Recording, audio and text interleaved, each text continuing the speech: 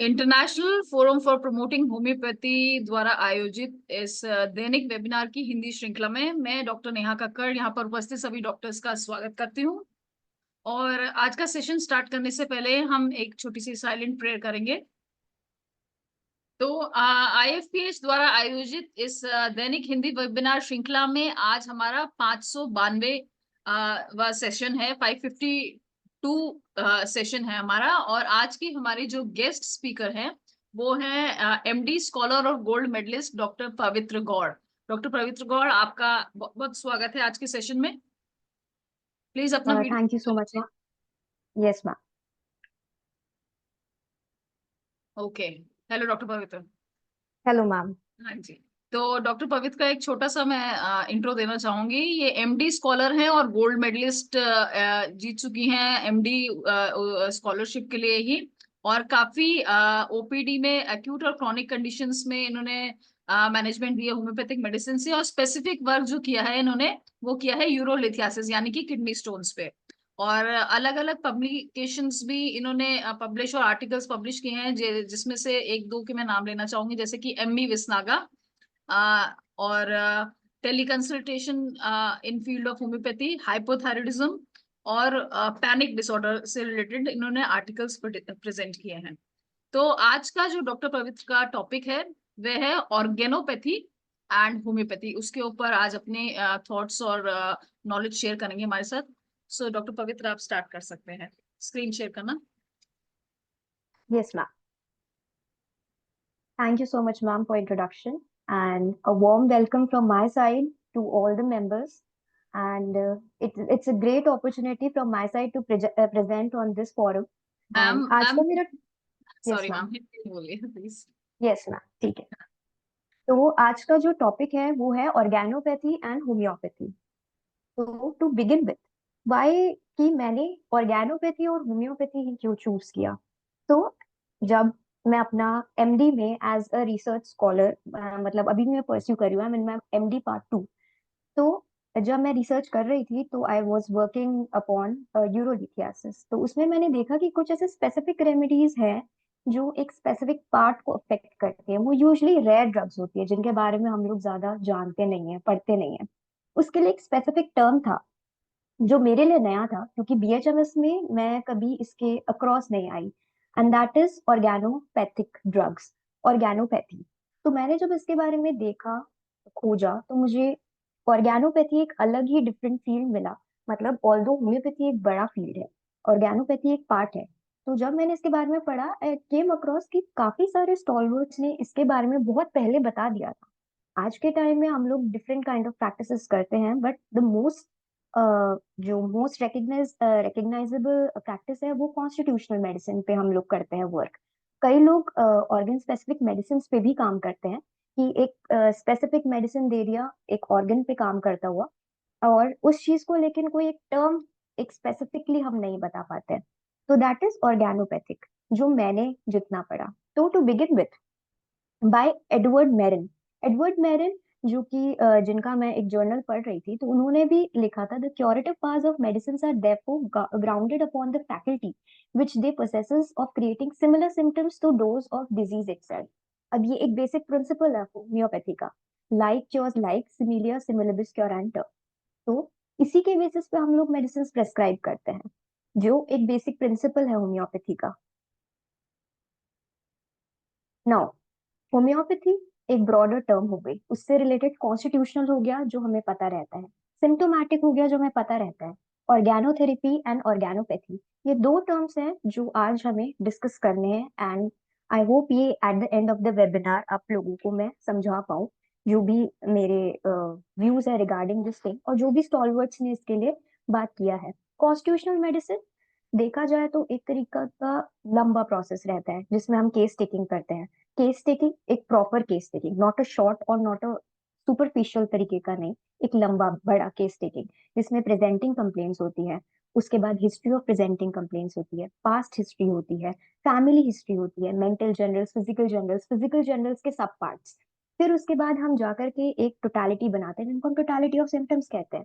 फिर उसके बाद रेपेटोरियल टोटालिटी बनती है। एंड फाइनली हमें एक मोस्ट स्पेसिफिक सिमिलम मिलता है, वो भी after consulting through group of similars मिलता है, वो भी after consulting through appropriate material Medica. हम एक कॉन्स्टिट्यूशनल मेडिसिन प्रेस्क्राइब करते हैं, that is constitutional. Symptomatic, symptomatic की नोट्स प्रेस्क्रिप्शन होते हैं जो कि हम लोग पढ़ते हैं। एक की नोट हमें बताया गया, पेशेंट आकर हमें उस चीज के बारे में बोला और हमने एक वो मेडिसिन प्रेस्क्राइब करी, वो सिम्टोमैटिक हो गए। Now ऑर्गेनोपैथी and ऑर्गेनोथेरेपी।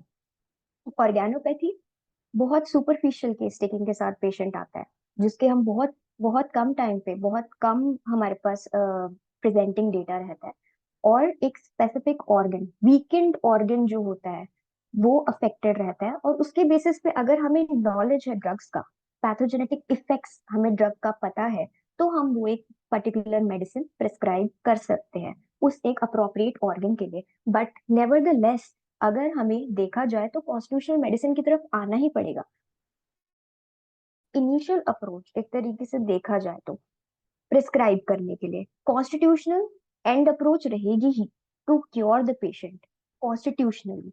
Then comes organotherapy. Now देखा जाए तो सिम्टोमेटिक, कॉन्स्टिट्यूशनल, ऑर्गेनोपैथी, ये तीन टर्म्स तो सिमिलर है। नाउ ऑर्गेनोथेरेपी मैंने क्यों ऐड ऑन किया, बिकॉज अगर आज मैं ये वेबिनार में केवल ऑर्गेनोपैथी डिस्कस करती और आप बाद में जाकर के कहीं ऑर्गेनोथेरेपी के बारे में पढ़ते, तो ये कंफ्यूजिंग चीज होती है आप लोगों के लिए। ऑर्गेनोथेरेपी इज बेसिकली जब हम किसी ऑर्गन को पोटेंटाइज करके उसका मेडिसिन बना करके ट्राइचुरेट एवरीथिंग एंड फिर हम उसको प्रेस्क्राइब करें। There are certain kind of medicine जो हम लोग ऑर्गेनोथेरेपी के बेसिस पे प्रेस्क्राइब करते हैं, बनाते हैं, that is organotherapy. Organopathy is different, organotherapy is different. Now what is organopathy? Organopathy है क्या? सिंप्लीफाइड फॉर्म है होम्योपैथी का। क्यों? क्योंकि homeopathy is a basic procedure follow करता है, case taking. Organopathy is superficial. Organopathy is referred to as sibling of homeopathy. एक तरीके से देखा जाए तो ये सिबलिंग है होम्योपैथी का। Specific homeopathic remedies have specific action on the specific organs, has been termed as homeopathic organopathic drugs. Now, कुछ मेडिसिन होती है जिनका एक स्पेसिफिक एक्शन रहता है एक स्पेसिफिक ऑर्गन पे, that is specific homeopathic remedies and that is termed as homeopathic organopathic drugs. जब अब इसका फर्स्ट जो बेसलाइन था, जो स्टॉलवर्ड थे, one of the stalwart was Rademacher, a physician जो प्रैक्टिस करते थे जर्मनी में 19th सेंचुरी में। उन्होंने फॉलो किया, एक्चुअली पैरासेल्सियस ने एक कंसेप्ट दिया था, that is doctrine of signature. We all know about, हम सबको पता है कि what is doctrine of signature. उसके बेसिस को थेरेप्यूटिक, मतलब डॉक्ट्राइन ऑफ सिग्नेचर एक तरीके से थेरेप्यूटिक यूज ही है मेडिसिन का, एंड जिससे वो बनाई जाती है उनके बेसिस पे हम लोग कुछ भी एक स्पेसिफिक पार्ट है उस ड्रग का जिससे वो प्रिपेयर हो रही है, तो देखा जाए तो कुछ मेडिसिन ऐसी हैं जिनका वो पार्ट प्रिपेयर हो रहा है और वो पार्ट उस एक स्पेसिफिक डिजीज को ट्रीट कर रहा है। That is basically doctrine of signature, जिसमें हम लोग एक्सटर्नल फिजिकल कैरेक्टरिस्टिक्स देखते हैं। अब रेड मैकर वो जो कि उन्होंने डिस्टिंग्विश किया यूनिवर्सल रेमेडीज को एंड पैरेंथेसिस। यूनिवर्सल रेमेडीज मतलब constitutional medicine, polychrest medicine. Parenthesis मतलब ऑर्गन स्पेसिफिक मेडिसिन। उन्होंने सोचा कि there is a felt to treat individual part. Rademacher ने सोचा कि there is a need to treat individual parts. उन्होंने स्ट्रेस किया कि जो अफेक्शन है वो प्राइमरीली एक स्पेसिफिक ऑर्गन पे होता है जो कि ट्रीट होना चाहिए, with superficial case taking focusing majorly upon an affected organ and complaints arising from it. मतलब एक सुपरफिशियल केस टेकिंग करके हमें एक ऑर्गन स्पेसिफिक मेडिसिन प्रेस्क्राइब करनी है, उन्होंने ये एक नीड महसूस करी। Now, the organopathic use of homeopathic medicines is historically associated with the use of mother tinctures or low potencies. अब ये वाला कंसेप्ट जो था वो डॉक्टर जेम्स कॉम्पटन बर्नेट ने दिया कि जो ऑर्गेनोपैथिक यूज है मेडिसिन का वो बेसिकली लोअर डोजेस में होना चाहिए, लो पोटेंसीज में होना चाहिए और मदर टिंचर्स में होना चाहिए, और वो भी रिपीटेडली फ्रीक्वेंटली रेपिटेशन होना चाहिए जो भी मदर टिंचर हम प्रेस्क्राइब करें। ये this was the concept which was used by James Compton Burnett. Organopathic prescription हैं जो कि मैंने आपको पहले ही बताया कि पैरासेल्सिस कॉन्सेप्ट पे बेस्ड हैं। जो कि सर्टेन ऑर्गन्स को अफेक्ट करती हैं सेल्फ इलेक्टिव प्रेफरेंसेस पे। सेल्फ इलेक्टिव प्रेफरेंसेस पे जो भी उनके अंदर कॉन्स्टिट्यूएंट्स है, जो भी कॉन्स्टिट्यूएंट उनको उस एक पर्टिकुलर ऑर्गन के लिए स्पेसिफिक बनाती है, वो उसके लिए अच्छा काम करेंगे। Organopathy is a type of treatment in which, unlike standard homeopathic case taking, the locality of symptoms indicated and their relationship to a specific organ dictated the remedy to be prescribed. Locality of the symptoms देखा जाएगा, person as a whole जो हम देखते हैं constitutional medicine में वो नहीं देखा जाता है। एक सुपरफिशियल केस टेकिंग करके हम मेडिसिन प्रिस्क्राइब करते हैं। नाउ मैंने जैसे आपको बताया कि काफी सारे physicians like doctor J H Clarke, RT Cooper, Vogher, Burnett, इन सभी लोगों ने अपने बहुत सारे आइडियाज एक्सप्रेस करे regarding the significance of choosing organopathic medicines, the effectiveness with other guiding symptoms, causations, miasms. अब इन लोगों ने देखा कि जहां पर गाइडिंग सिम्टम्स बहुत कम है, कॉजेशंस कम है, मियाजम्स हैं लेकिन बहुत कम है या फिर है ही नहीं, उस जगह पे हम लोगों को ऐसी मेडिसिन यूज करने की जरूरत है और अभी भी यूज करते हैं। बट मैंने जितना देखा कि this term is not well versed with everyone, हर किसी को इस टर्म के बारे में नहीं पता है। Now according to different stalwarts, Paracelsus, उन्होंने ग्रेट प्रैक्टिकल यूज लिया आइडिया का that each organ of the body has it counterpart in nature. हर ऑर्गन ऑफ द बॉडी उसका एक काउंटर पार्ट है नेचर में जिससे वो ट्रीट हो सकता है। In traditional herbal medicine, many substances have found their way into the use by application of the doctrine of signatures, whereby the plant shape, coloring, habit, and other features have been utilized as guides to its therapeutic applications. Therapeutic applications अगर हमें करने हैं तो doctrine of signature use करके उन्होंने देखा कि plant का शेप, उसका कलर, हैबिटेट जहां वो मिल रहा है, वो बहुत सारी चीजें हैं जो एक इंडिविजुअल को इन्फ्लुएंस कर सकती है, उसके हैबिट को इन्फ्लुएंस कर सकती है, एंड अगर वो मेडिसिन हमने उसको प्रेस्क्राइब करी तो वो हमको रिजल्ट दे सकती है।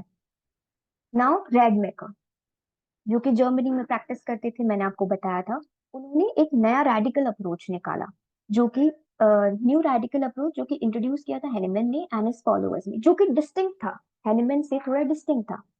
एंड उन्होंने सोचा कि जो पैरासेल्सिस का आइडिया था वो आगे लेकर के जाने के लिए उन्होंने सोचा कि डिस्टिंग्विश करने का सोचा, जो हमने सोचा था दैट यूनिवर्सल रेमेडीज जो कि that were required to heal the entire body and organ remedies that were required to cure specific sections. Now Rademacher ने दो डिस्टिंक्शंस बताए, एक तो यूनिवर्सल रेमेडीज का बताया, एक ऑर्गन रेमेडीज का बताया। Universal remedies act upon in a various of ways, किसी भी तरीके से, दोज में बी द पॉलीक्रेस्ट रेमेडीज। उनके टाइम पे देखा जाए तो यूनिवर्सल रेमेडीज जो कि आज हम समझते हैं वो पॉलीक्रेस्ट रेमेडीज होते थे, और ऑर्गन रेमेडीज वो जो कि एक स्पेसिफिक सेक्शन को क्योर करते थे उनके हिसाब से। उनके एक्सपीरियंस ने शो किया कि देर आर मेनी डिजीजेस जो कि एक इम्बैलेंस पे डिपेंड होती थी इनसाइड अ ऑर्गन। अगर ऑर्गन में कोई इम्बैलेंस है उस पे वो डिजीजेस डिपेंड होती थी, and hence he could be completely treated by medicine that restored the organ's natural function. उन्होंने ये देखा कि अगर कोई डिजीज एक स्पेसिफिक ऑर्गन से निकल के आ रही है तो वो डिजीज जो एक स्पेसिफिक ऑर्गन को अफेक्ट कर रही है वो एक पर्टिकुलर मेडिसिन जो कि उस ऑर्गन को एफिनिटी दे रहा है उससे वो ट्रीट हो सकता है।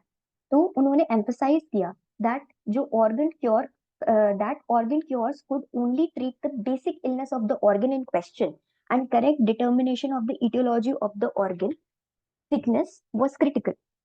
नाउ उन्होंने एम्फेसिस किया कि जो मेडिसिन हम ऑर्गन स्पेसिफिक मेडिसिन दे रहे हैं वो एक पर्टिकुलर ऑर्गन से जो अफेक्शंस निकल के आ रहे हैं उसी को ही ठीक कर सकते हैं, and a correct determination of the aetiology, जो भी इटियोलॉजिकल फैक्टर्स की वजह से वो ऑर्गन अफेक्टेड है उसको वो अफेक्ट कर सकती है, that particular organ remedy. Now doctor James Compton बर्नेट, उन्होंने भी सेम वही चीज बताया, डॉक्ट्राइन ऑफ सिग्नेचर को उन्होंने बेस बनाया, shape, colouring, everything, and medicinal application के बारे में उन्होंने बताया कि each organ in the body has a natural equivalent, जो पैरासेल्सियस ने बोली थी। बट जेम्स कॉम्पटन बर्नेट ने क्या बताया, जो उनकी बुक में भी लिखा है कि generally his method was to give constitutional remedies in medium और high potencies and the organ remedies in mother tincture और लो पोटेंसीज।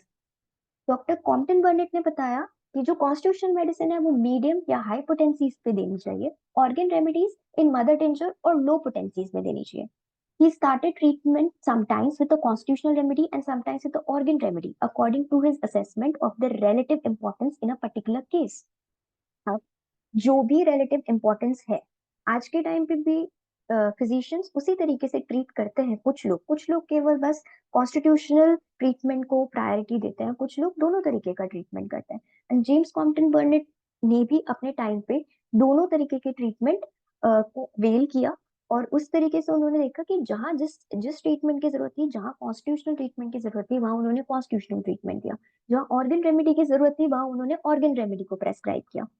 उसके बाद वो लिखते हैं कि he says I'm fine. In fine, I would summarize the whole thing thus: when the organ ailing is primary to the organ, use organ remedy. ये वही चीज कह रहे हैं कि अगर एक ऑर्गन से रिलेटेड कोई सिम्टम या हमें कोई डिजीज दिख रही है तो हम ऑर्गन रेमेडीज दें, लिटिल मटीरियल डोजेस में, और वो भी फ्रीक्वेंटली रिपीट करें.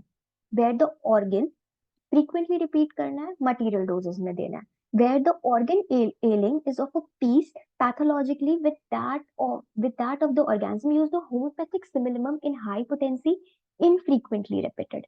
Now अब यहाँ पे वो ये बता रहे हैं कि अगर एक ऑर्गन जो एक सिर्फ एक पार्ट है वो अफेक्टेड है, लेकिन a person as a whole affected है, तो हमें कॉन्स्टिट्यूशनल ट्रीटमेंट की तरफ जाना है, होम्योपैथिक सिमिलिमम की तरह जाना है, हाई पोटेंसी देनी है एंड इनफ्रीक्वेंटली रिपीटेड डोजेस में देना है. अब दैट इज, आई गेस, वो उनका कंसेप्ट था. बट जब हम लोग पढ़ते हैं तो अक्यूट डिजीजेस के लिए ये चीज अलग होती है, क्रॉनिक डिजीजेस के लिए ये चीज अलग होती है. ठीक है. This is how I work with much satisfaction and delight at the curative results so obtained, sometimes as the organ remedy was sufficient. This was, ये views थे जेम्स कॉम्पटन बर्नेट के regarding organopathic drugs. Now, French school of homeopathy. The French homeopaths जो भी थे, नेबल, vernier, Julian, जो भी French homoeopaths थे, उन्होंने सिग्निफिकेंट कंट्रीब्यूशन दिया to the field of organ therapies in homoeopathy. काफी सारे उन्होंने ऑर्गन थेरेपीज का कंट्रीब्यूशन दिया है इन लोगों ने होम्योपैथी में. उन्होंने स्टैब्लिश किया है concept of drainage in which organ और symptoms are detoxified and toned up before delivering the prescribe constitutional cure, principally to minimize undue aggravations. Now उन्होंने कंसेप्ट निकाला ड्रेनेज का. जो एक पर्टिकुलर ऑर्गन अफेक्टेड है उसको एक पर्टिकुलर ऑर्गन रेमेडी प्रेस्क्राइब करके उस ऑर्गन को डिटॉक्सिफाई करके टोन्ड अप करके उसके बाद प्रेस्क्राइब कॉन्स्टिट्यूशनल क्योर, जो कि principally to minimize undue aggravations. Now अगर mother tincture is prescribe repeatedly, there might be an undue aggravation in the end, जो कि हम लोग समझते हैं. तो इसलिए उन्होंने कहा कि ऑर्गन को डिटॉक्सिफाई करने के लिए, टोन्ड अप करने के लिए इनिशियली ऑर्गन थेरेपीज प्रेस्क्राइब होंगी and in the end constitutional cure के लिए कॉन्स्टिट्यूशनल सिमिलिमम दिया जाएगा टू मिनिमाइज करने के लिए अनड्यू एग्रीवेशंस को. नाउ इतना सब देखने के बाद जो एक चीज थी कि डॉक्ट्राइन ऑफ सिग्नेचर को हम लोग ऑर्गेनोपैथी से लिंक कर सकते हैं. मतलब हम हमेशा डॉक्ट्राइन ऑफ सिग्नेचर के बारे में पढ़ते हैं, लेकिन ऑर्गेनोपैथी के लिए हम इतने वेल वर्स्ड नहीं है, क्योंकि क्योंकि डॉक्ट्राइन ऑफ सिग्नेचर एक बड़ा पार्ट हो गया, ऑर्गेनोपैथी एक ऑर्गन से रिलेटेड पार्ट हो गया. नाउ डॉक्ट्राइन ऑफ सिग्नेचर का थोड़ा overview. It was developed by Swiss physician Paracelsus. Paracelsus ने डिस्क्राइब किया था. Now उन्होंने लिखा the nature makes each growth according to its own curative benefit. Now own curative benefit का मतलब कि in essence it reflects the idea that nature provides what is necessary for the health and well-being of all living things, and that each element has a role or benefit that contributes to the greater good. मतलब nature provide कराती है वो सारी necessary चीजें जो कि health को और wellbeing of all the living organism benefit के लिए नेचर वो चीज प्रोवाइड कराती है. The nature makes each growth according to its own curative benefit. अपनी तरीके से वो मोल्ड होने की कोशिश करती है कि वो सारी चीजें नेचुरली भी अवेलेबल कराएं, जिससे एक लिविंग बीइंग अफेक्टेड है और वो उसको पूरा पूरा हेल्प करे कि वो नेचुरली भी क्योर हो पाए थ्रू द हेल्प ऑफ, हम देखते हैं होम्योपैथी में प्लांट ग्रुप से मेडिसिन, प्लांट किंगडम से मेडिसिन बन रही है, और इसके अलावा हर्बल मेडिसिन काफी सारी होती है. तो कहीं ना कहीं देखा जाए तो एक प्लांट का एक एफिनिटी, नेचर एक एफिनिटी प्रोवाइड करता है एक पर्टिकुलर प्लांट को, जिससे कि उसका एक पर्टिकुलर एक्शन निकल के आए, और वो हम लोग देखा जाए तो किसी एक पर्टिकुलर ऑर्गन के लिए, कि वो ऑर्गन पे अफेक्ट कर सकती है और अफेक्ट करने के साथ साथ उसको ठीक भी कर सकती है। तो that is doctrine of signature. In homeopathy, the doctrine of signature is the relation between the external physical characteristics of the drug substance and the sign and symptoms of medicines produced during the pathogenetic trial or drug proving on the healthy human beings. It is one of the sources of the homeopathic materia medica. बहुत सारे stalwarts ने like Dr. Constantine Herring, Dr. C.M. Boger, Dr. H. Robert, Dr. J.C. Burnett, बहुत सारे लोगों ने इस चीज को सपोर्ट किया, डॉक्ट्राइन ऑफ सिग्नेचर को सपोर्ट किया. Before Hahnemann the development of homeopathic materia medica, Hahnemann से पहले जो materia medica, homeopathic materia medica, वो बेस थी ऑन theoretical concept, जो कि doctrine of signature was a great source of homeopathic materia medica. Like doctrine of signature एक before Hahnemann was considered a great source of homeopathic materia medica, कि ये plant ऐसा दिखता है तो ये प्लांट इस डिजीज को क्योर करने के लिए काम में आ सकता है, ऐसा. Hahnemann says that human health does not always allow medicine based on doctrine of signature.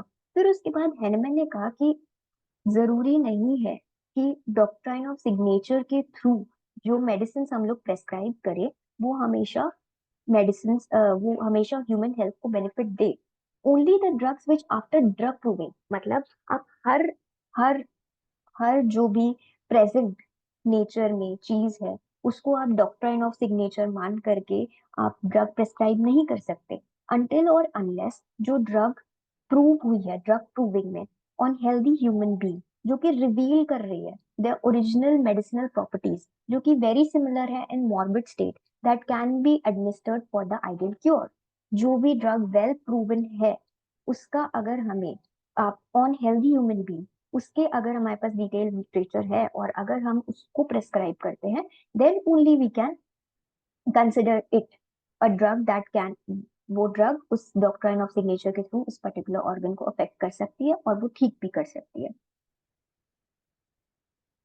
Now doctrine of signature के फ्यू एग्जांपल्स, लाइक पल्साटिला हमें पता है उसका विंड फ्लावर होता है, सी एनीमोन जिसे हम कहते हैं. मूवमेंट ऑफ फ्लावर्स क्यों रहता है? मूवमेंट ऑफ फ्लावर्स एक तरीके से देखा जाए जो कि डॉक्ट्राइन ऑफ सिग्नेचर है पल्साटिला का.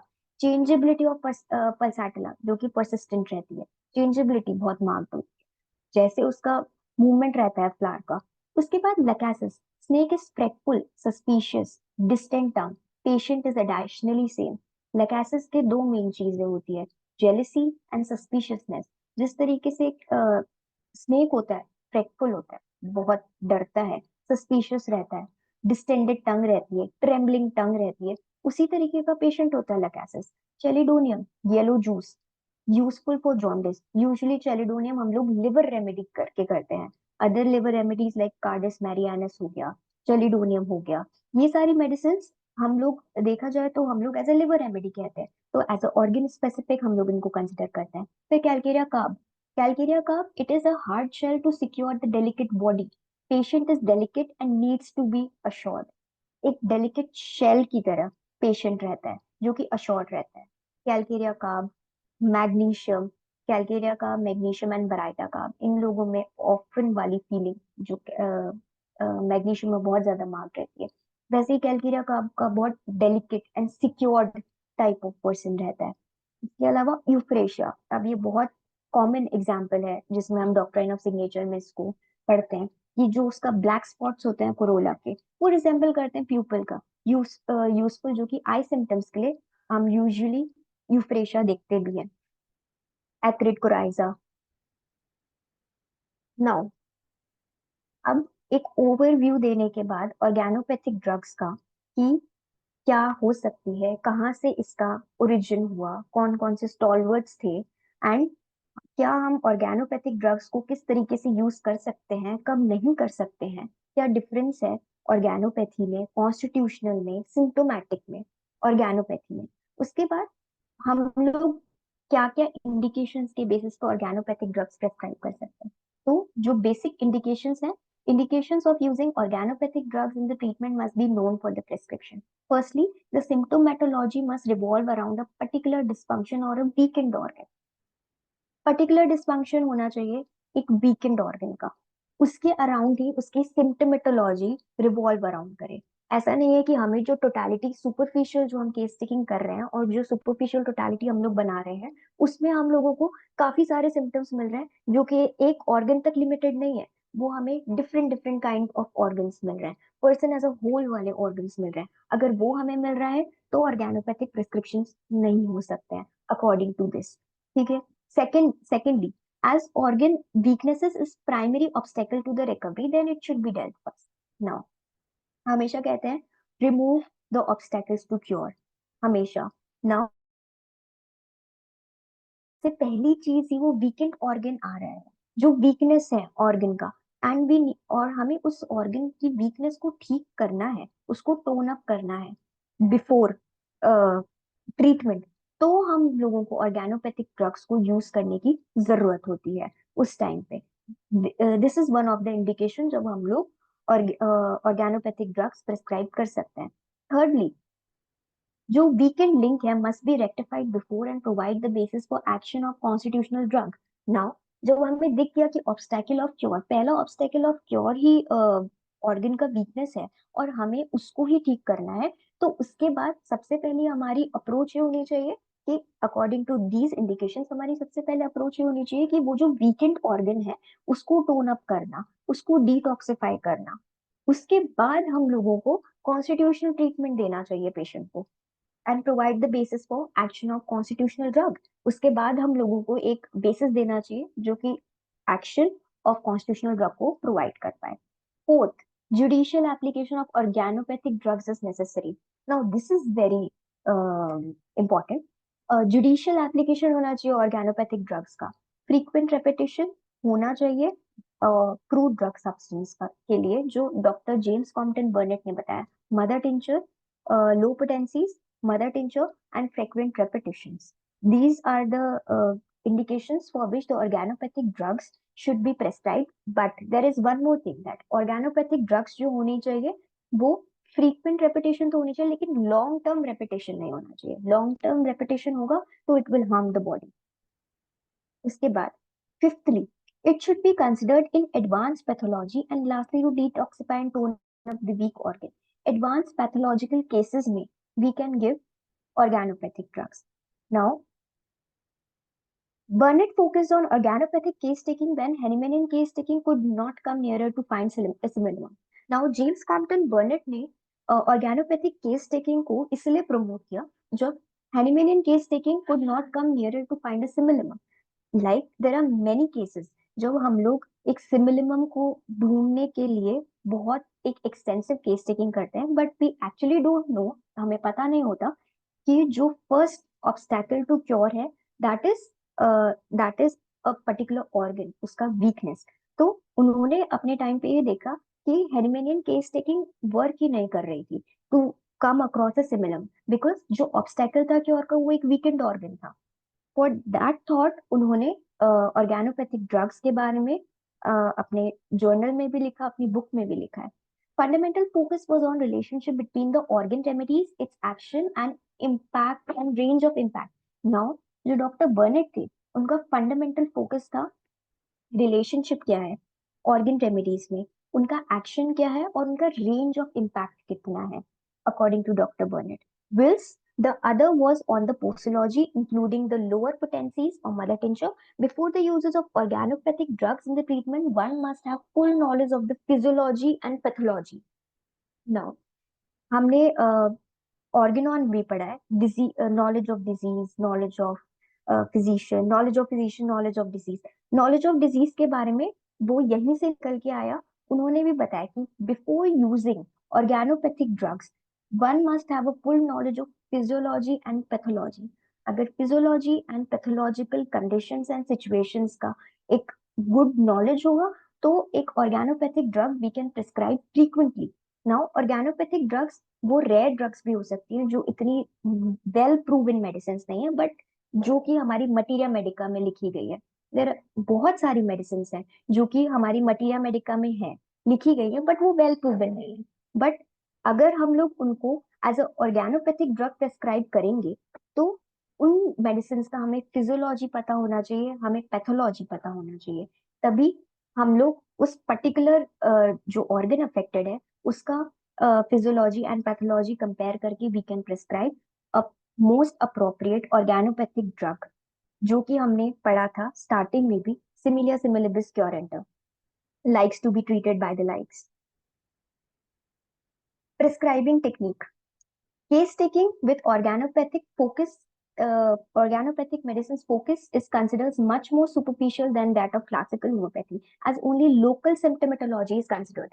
Now, जो केस टेकिंग होगी ऑर्गेनोपैथिक मेडिसिन का, जो ऑर्गेनोपैथी होगी उसका बहुत सुपरफिशियल रहेगा, जो मैं स्टार्टिंग से बोल रही हूँ। एक्सटेंसिव केस टेकिंग नहीं होगी, सुपरफिशियल होगा, जो कि एक लोकलाइज सिम्टम्स पे बेस्ड होगी, जो एक अफेक्टेड ऑर्गन्स पे बेस्ड होगी। अगर पेशेंट को हमें एक लोकलाइज सिम्टम्स जो टोटालिटी दे रहा है वो एक डिजीज को कॉरस्पॉन्ड कर रही है, और इस चीज में हम समझ सकते हैं कि हमें एक कॉमन सिम्टम्स ही मिल रहे हैं अगर डिजीज के, तो हम लोगों को ऑर्गेनोपैथिक अप्रोच की तरफ जाना है। अगर हमें कॉन्स्टिट्यूशनल, अगर हमें PQRS, peculiar common uncommon symptoms, characteristic symptoms मिल रहे हैं, तो हमें एक्सटेंसिव हेनिमेनियम केस टेकिंग की तरफ जाना है।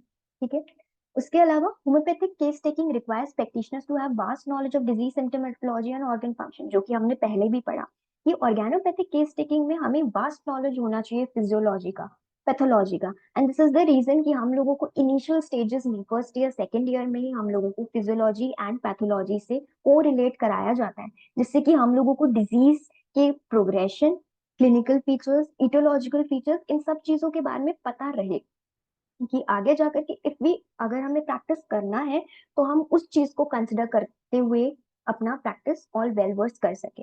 Now Burnett had sought a system to utilize for prescribing their classical, ये वही चीज है जो उन्होंने देखा कि क्लासिकल हेनिमेनियन केस टेकिंग जहां हमें एक स्पेसिफिक सिमिलम प्रोवाइड नहीं कर पा रही है, उन्होंने एक फंडामेंटल फोकाई ऑफ एक्शन निकाला जो कि एक ऑर्गन रेमेडी का था, and there had to be considered the relationship of remedy to a particular organ, the character of action it was able to produce, its range of impact, range of impact उन्होंने देखा।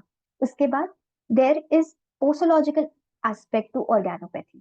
The organ remedies had a stronger impact on the disease in mud. Am I audible?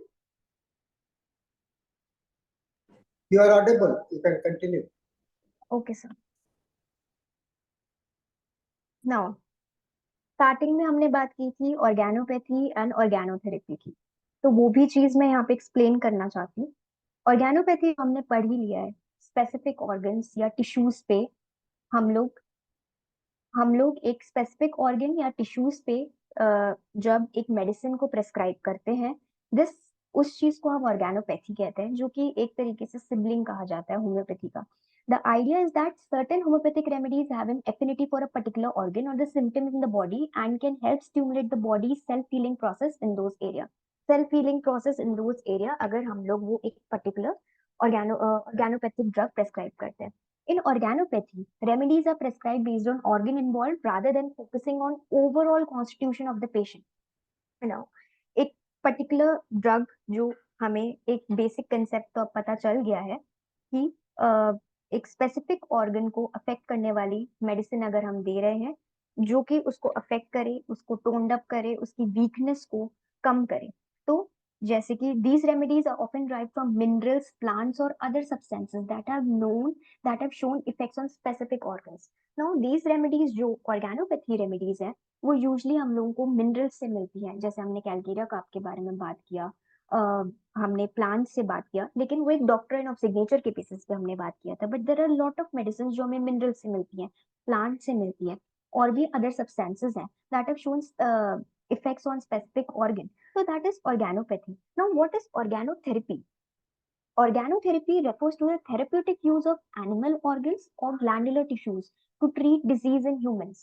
Therapeutic use of animal organs or glandular tissues to treat diseases in humans, like diseases in humans जो भी हम लोगों को therapeutic use हो रहा है, trituration करने के बाद या पोटेंटाइजेशन करने के बाद कुछ एक हमें लिविंग ऑर्गेनिज्म से, और एनिमल हो गया, अगर डेड से मिल रहा है लिविंग से मिल रहा है, वहां से एनिमल ऑर्गन से हम लोगों को कुछ मिल करके हम उसको पोटेंटाइज करके कुछ एक मेडिसिन बना करके उसको ट्रीट कर रहे हैं, that is organotherapy. It originated in traditional medicine and was used in ancient times, but it gained popularity in 19th and 20th century when the rise of glandular supplements, especially animal organs of glandular tissues जो treat करते हैं. Like हम लोग काफी सारे medicine हैं, like एड्रेनालिनम है, पिट्यूटराइनम है, ये सारे मेडिसिन हैं जो हम लोग यूज करते हैं इन केसेस टू ट्रीट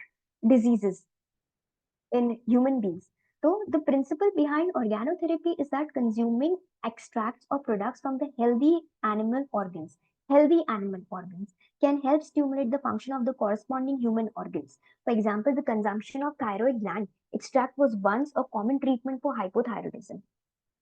ये एक बेसिक प्रिंसिपल रहता है ऑर्गेनोथेरेपी के बीच कि कंज्यूमिंग एक्सट्रैक्ट और प्रोडक्ट्स जो कि एक हेल्दी एनिमल ऑर्गन से बने can stimulate the functions of corresponding human organ. वो एक कॉरस्पॉन्डिंग ऑर्गन को स्टिमुलेट कर सकते हैं. That is on which the organotherapy is based.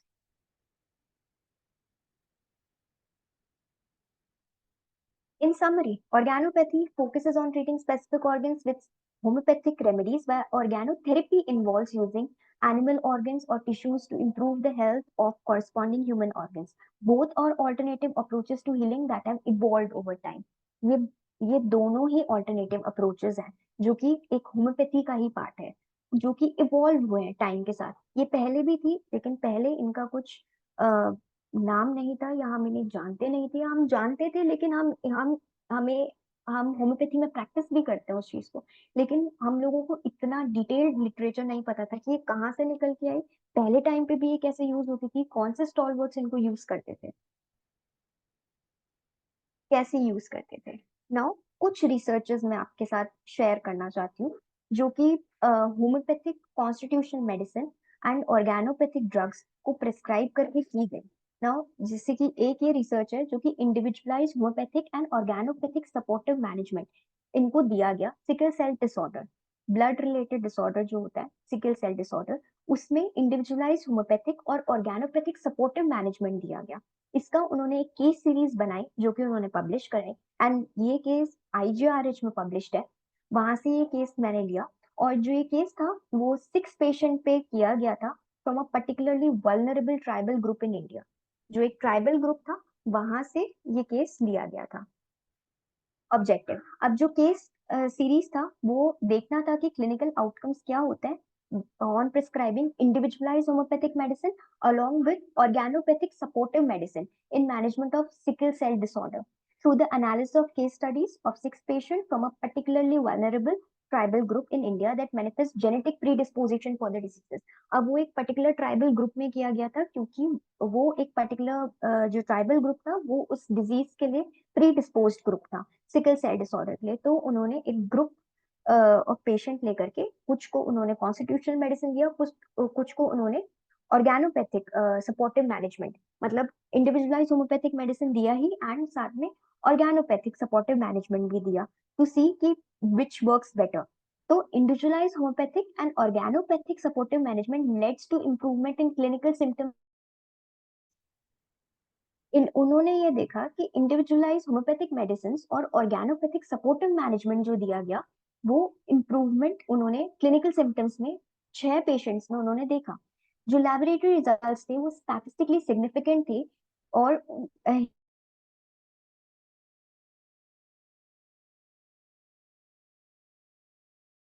Pen indicated decreases in pain frequency and severity. जो वूल स्कोर्स also improved, जो वूल स्कोर्स थे वो भी improved हुए, indicating enhancing well-being for each patient. No adverse effects were reported during the treatment. So after prescribing constitutional homeopathic medicine along with prescribing organopathic supportive management, दोनों चीजों को जब उन्होंने प्रेस्क्राइब करके देखा तो उन्होंने ये देखा कि जो सिकल सेल डिसऑर्डर है वो बहुत अच्छे तरीके से कॉम्बैक्ट किया गया उस पर्टिकुलर ट्राइबल सोसाइटी में. और ये स्टडी जो कि हम कहते हैं कि एक तरीके की प्रैग्मेटिक स्टडी है जो कि क्लिनिक में हो करके और जो एक जनरलाइज रिजल्ट है उस तरीके का जो स्टडी था। तो this study suggest that individualized homeopathic medicine and organopathic supportive management have a beneficial role in managing SCD and may be valuable in context of PVGT in India. अब इस study से ये सजेस्ट होता है कि individualize homeopathic medicine as well as organopathic supportive management, दोनों ही अगर सपोर्टिव मैनेजमेंट के थ्रू हम लोग दे रहे हैं तो बेनिफिशियल रोल हमें देखने को मिल सकता है। अनदर रिसर्च जो एक स्टडी कैरिड आउट हुई थी on to know the effect of homeopathic remedies constitutional organopathic in the treatment of haemorrhoids, इसमें जो रिजल्ट निकला था, जो उन्होंने after completing of the study देखा, 70 डायग्नोज केसेस थे हेमोरॉइड्स के, and observing them with administration of constitutional organopathic remedies with proper follow up, उन्होंने देखा कि 45 केसेस 65% में shown marked improvement था from their condition before treatment, of which 20 to 31% were with constitutional remedies and 33% were with organopathic remedies. तो ये एक another study थी जो हेमरॉइड्स के केसेस में देखी गई, और इस केसेस में देखा गया कि ऑर्गेनोपैथिक मेडिसिन ने अच्छा वर्क किया, कॉन्स्टिट्यूशनल मेडिसिन की तरह ही अच्छा वर्क किया in helping in combating hemorrhoids in cases of patient suffering from hemorrhoids. Another study जिसमें constitutional, organopathic and combined homeopathic treatment of benign prostatic hypertrophy, जो कि एक क्लिनिकल ट्रायल था, वो किया गया। उसमें भी देखा गया कि homeopathic treatment strategies using constitutional medicine दिया गया और ऑर्गेनोपैथिक मेडिसिन दिया गया, और इन कॉम्बिनेशन उन्होंने कॉन्स्टिट्यूशनल मेडिसिन भी दिया और ऑर्गेनोपैथिक मेडिसिन भी दिया अलग अलग, और कॉम्बिनेशन में कॉन्स्टिट्यूशनल भी दिया और एज अ सपोर्टिव मेडिसिन उन्होंने ऑर्गेनोपैथिक मेडिसिन भी दिया इन पेशेंट सफरिंग फ्रॉम BPH। वहां पे भी उन्होंने देखा कि 73, 70 एंड 77 पेशेंट्स में 73, 70, 70 and 77 patients respectively were sequentially allocated to OM, CM और BCOM, मतलब organopathic medicines, constitutional medicine and combination of organopathic और constitutional medicine। 180 patients completed treatment, उसमें से 180 patients ने treatment complete किया and were included, जो कि final analysis में था।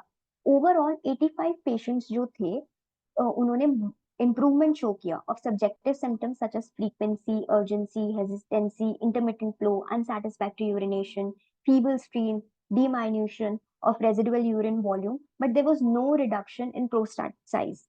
Treatment response was highest with, अब इन्होंने ये तो देखा कि कुछ सिम्टम्स कॉम्बैक्ट हुए, लेकिन जो साइज था प्रोस्टेट का वो रिड्यूस नहीं हो पाया।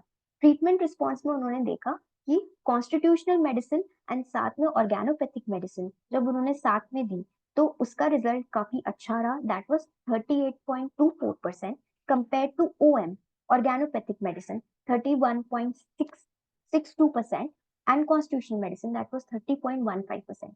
Effect sizes were highest for the decrease in IPSS, residual volume and urine flow rate.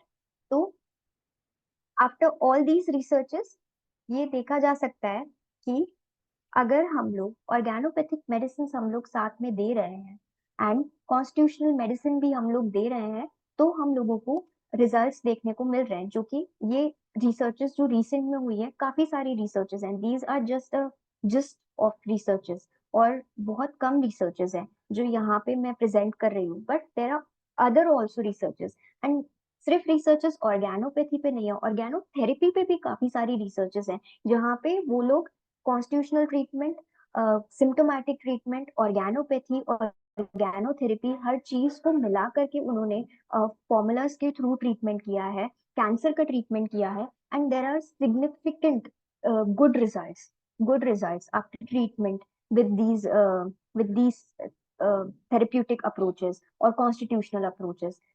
So on an ending note, Hahnemann, Kent, and most of the contemporary classical homeopaths advocate the use of single remedy without any interference from any other form of treatment. Like from the beginning, we know कि single remedy prescribe करें without any interference from any other form of treatment.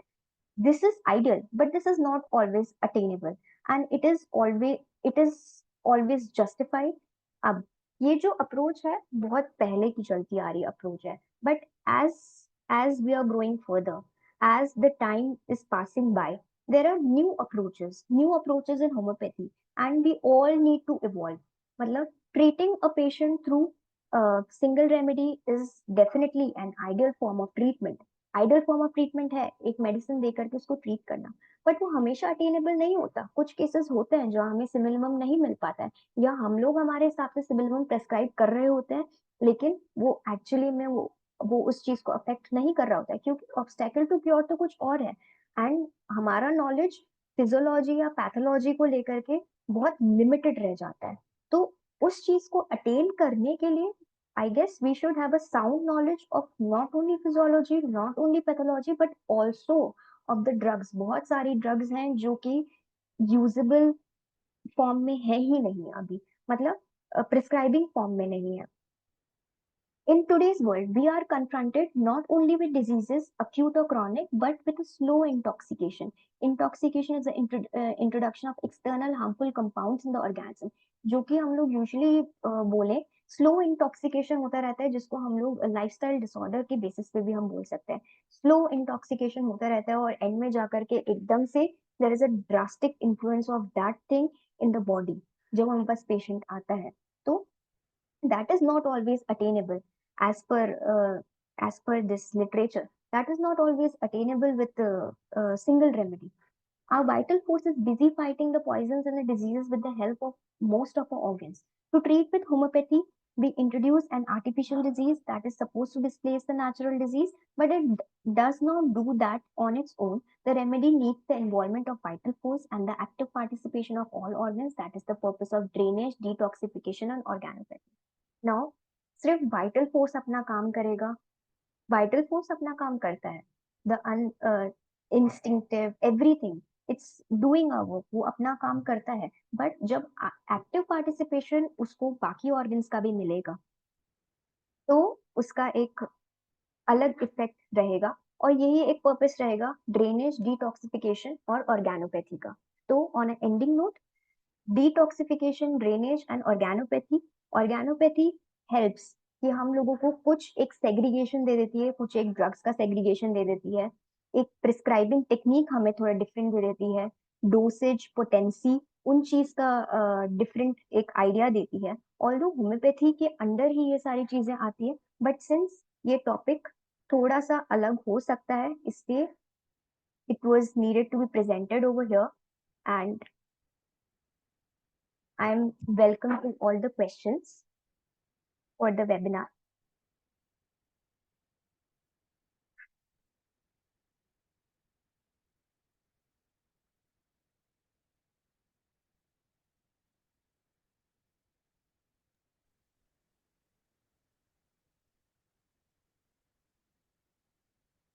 Thank you doctor पवित्र। बहुत ही research based और जो evidence based जो research आपने दिखाया इसमें पेपर की कैसे हम ऑर्गेनोपैथी में होम्योपैथी को यूज कर सकते हैं स्पेसिफिक ऑर्गन्स पे। तो इस तरह का जो रिसर्च मटेरियल होता है ये बहुत ही जरूरी होता है आगे दिखाने के लिए, जिससे हमें आगे की उसमें फ्यूचर उसमें हम कैसे एलोपैथिक डॉक्टर्स के साथ इस चीज को शेयर कर सकते हैं, क्योंकि मेन जो मॉडर्न साइंस है वो जाती है रिजल्ट बेस्ड और ऑर्गन बेस्ड रिजल्ट चाहिए सबको, जिसमें कि ऑर्गन में भी चेंज देखा है। तो ये इस तरह की रिसर्च ये प्रूव करती है कि homoeopathy is also acting specifically on a organ and that can we can show further. Exactly. हाँ, और हमारा ऐसे क्लिनिकल केसेस हाँ, में और इसी रिसर्च के थ्रू हम आगे प्रेजेंट कर सकते हैं। तो बहुत ही बढ़िया सेशन था डॉक्टर पवित्र का। definitely. हाँ जी। Thank you, ma'am. हाँ जी, डॉक्टर Yes, ma'am. सानी सर, सर आप हाँ, शेयर कीजिए। ये पवित्र जी आप अपना पीपीटी को हटा लीजिए ना। जी sir.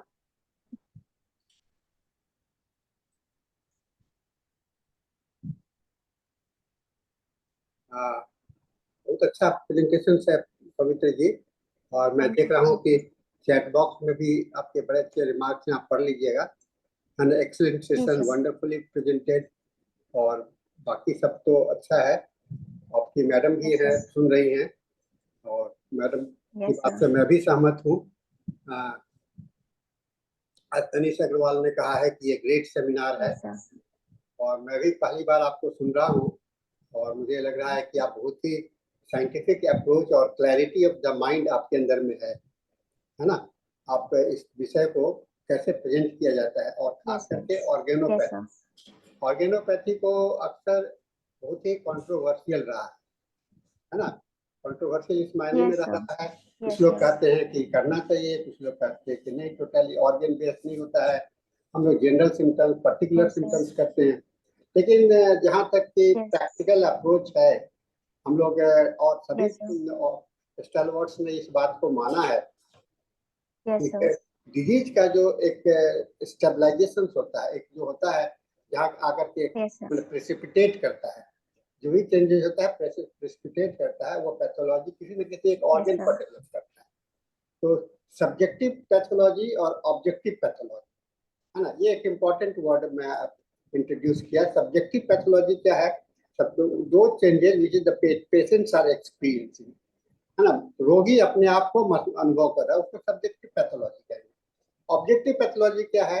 The which are indicated by others also, observed by the others also, यानी कि केस रिपोर्ट्स, आपका प्रैक्टिकल रिपोर्ट्स देखते हैं, लेबोरेटरी टेस्ट देखते हैं, तो उसका विजिबली आती है। लेकिन वो कहाँ देखिएगा आप? उसको देखने का एक ही जगह होता है, आपको आपको किसी एक ऑर्गन पर। तो इसलिए इस बात को, है ना, जब प्रेसिपिटेट हो गया, जब ये हो गया, तो हम लोग को वहां पर आया। और खास करके जैसे लीवर हुआ तो लीवर ही क्यों हुआ, हार्ट हुआ तो हार्ट ही क्यों हुआ। अगर होलिस्टिक कॉन्सेप्ट होता, टोटलिटी होता, तो सारे ऑर्गन को होना चाहिए। लेकिन सारे ऑर्गन नहीं होकर के किसी एक खास ऑर्गन ही हो रहा है, ये अपने आप में एक क्वेश्चन रेज करता है। और इसके लिए, और हमको लगता है कि इसी कारण से ऑर्गेनोपैथी का भी जिक्र हम लोगों के पास में सब लोगों के बीच में आया। और बहुत सारे ऑर्गेनोपैथिक मेडिसिन हैं जो कि यूजफुल है, जैसे, और लेबलिंग भी किया गया, दवाओं का लेबलिंग भी किया गया कि आपका ये दवा जो है सो लीवर के लिए है, ये दवा जो है सो किडनी के लिए है, ये हार्ट के लिए है। हमारे पूरे मेडिका में इस तरह का लेबलिंग किया गया है। तो इस चीज को हम लोग, आपने बहुत जो अच्छा हाईलाइट किया, साइंटिफिक वे में प्रेजेंट किया, मैं इसके लिए आपको बधाई देना चाहूंगा। और कहूंगा कि आप इस तरह से सेशन जरूर से करते रहिए लगातार, आपके लिए बहुत अच्छा प्रयास है। और मैडम योगेश्वरी जी ने आपका काफी तारीफ किया था, और मैं समझता हूँ कि उन्होंने गलत तारीफ नहीं किया है, उन्होंने अप्रिशिएट किया है काफी। और मैं भी उस बात से सहमत हूँ कि उन्होंने one of the James student अपने कॉलेज में एमडी करवा दी है। कुछ सवाल आए हैं नेहा जी, आई थिंक। नहीं सर, कुछ क्वेश्चंस ऐसा नहीं है। हाँ, वो देख लीजिए ना। हाँ जी हाँ, सर, कमेंट्स आए पवित्र जी, डॉक्टर पवित्र, आप कुछ क्वेश्चंस का रिप्लाई शायद नेहा जी बताएंगे, आप उसको देख लीजिए। हेलो, आप अनम्यूट कर लीजिए अपने को।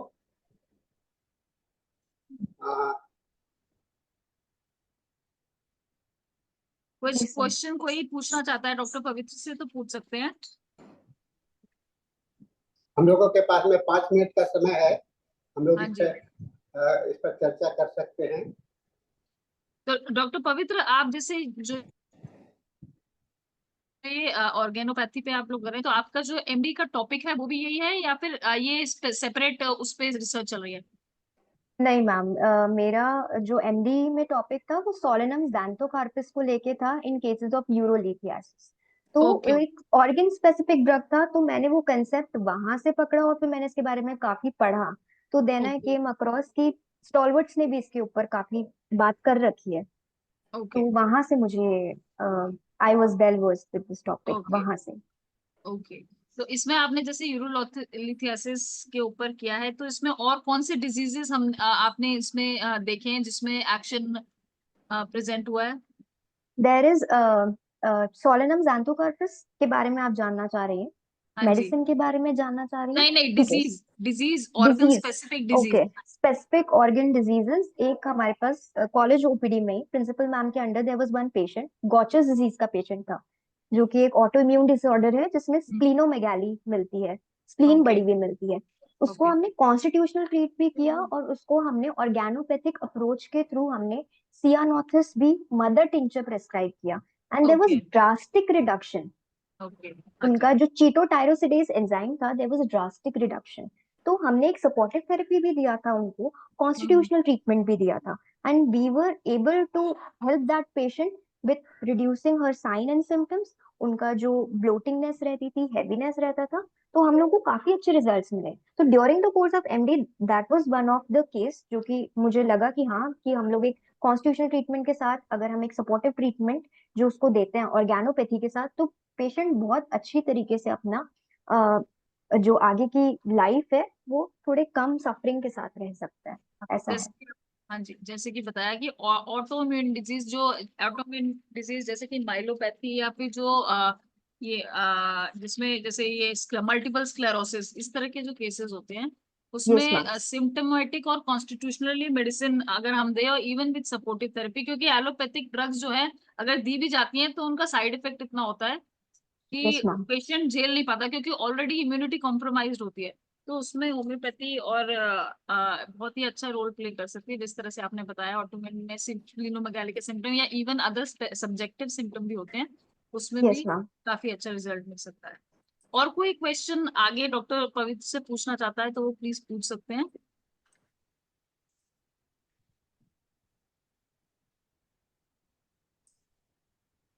क्वेश्चंस कम है। आपको लगता है कि बहुत अच्छा प्रेजेंटेशन हुआ, सब लोग के समझ में आ गया?